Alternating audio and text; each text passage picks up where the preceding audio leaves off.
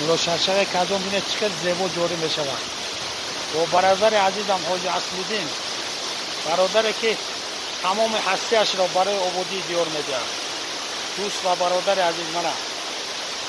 از شرشره کازون آب میباد اینا بینه زیبایی است جوری شوی آب بینه از درین سنگا حاجی جان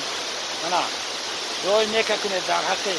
مردم شریف تاجیکستان پروردگار بازم همین مردم وطن ما دیار ما همه وقت سربلند و مقید و معید گرداند همه وقت اینجا امنیت باشد و همه وقت همیشه خودسندی باشد آمین آمین با هر جای دنیا قدم مونیم قدممون نور گردد و بلاهای همه مردم تاجیکستان آمین آمین بلاهاش دور گردد و آخر دعوانا الله اکبر الله اکبر نه دوستان عزیز من طبیعت دلفریب کازون منه لولیان حرکه های سرزبان سنگ های کوه های سر و فلک کشیده دوستان عزیز